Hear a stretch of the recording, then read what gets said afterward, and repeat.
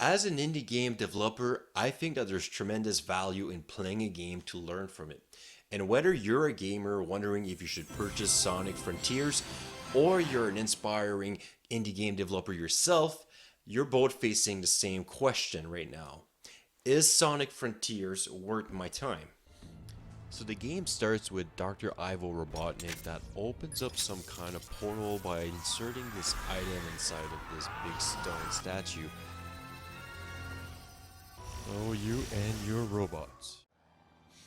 Hey, it's Sonic, Tails, and her. After meeting our heroes, one of Dr. Ivo Robotnik's portal opens up in front of them and sucks them in. Oh, here we go. The portal is gonna warp them over to cyberspace. It doesn't look like cyberspace, but that's how they call it.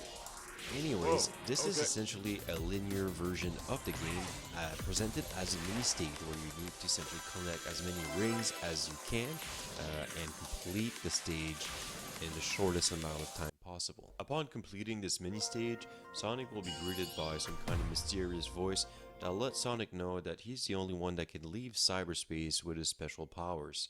He'll then be transported to Starfall's Islands. Once on the island, you're gonna get to move around with Sonic like you usually would, but now you'll be in an open world environment. Whoa! Cool. Sonic Frontier will also provide you with some pretty nice combat experience. As you can see here, the animations are pretty nice.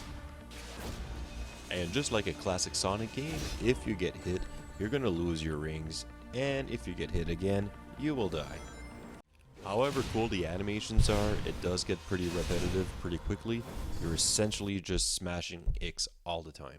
And while enjoying your stay on Starfall Islands, you'll be essentially spending most of your time collecting items to open doors and such.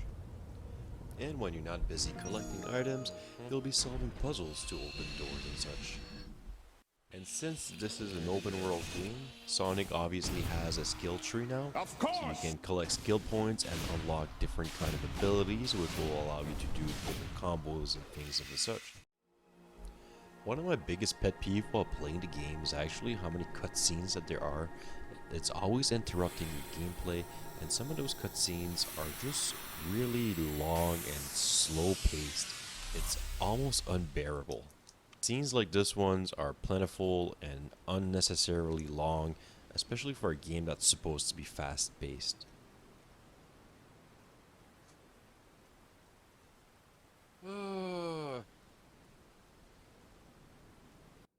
I think open world games should have the least amount of interruptions as possible. That you're supposed to feel like if you're immersed in this world, and when you're being met with cutscenes that last forever and load screens and stuff like that, it just kind of defeats the purpose, I find. So as a takeaway from an indie game developer's perspective, one key thing is I want to make sure that we don't sacrifice gameplay for style. As we can see here, these animations are pretty cool, they're very engaging, but they do get extremely repetitive really quickly, and it kind of takes the magic away. The second takeaway is to remember that we're playing a game here, so even though that storytelling is important, to have too many interruptions of your gameplay ends up just being aggravating more than anything else. As many times as it takes. The third thing would be to remember what your game is about and what the strong points for your game is. Even though this is an open world game, I feel like the most fun I had was in the linear stage, and I'm not too sure how I feel about that.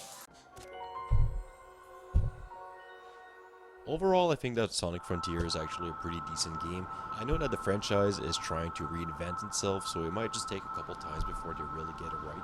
I am positive that many people will enjoy playing Sonic as an open world, but for me, it just didn't quite do it. It seems that Sonic Frontier has just too much going on, and it kind of feels a little bit like a Frankenstein that's crudely put together. That is not to say that the game is not fun. The game is very fun and enjoyable, and I would recommend that you give it a try. Okay, this is what I'm talking about. To see how we've used these takeaways in our own game, Acabella's Descent, check out this devlog right here.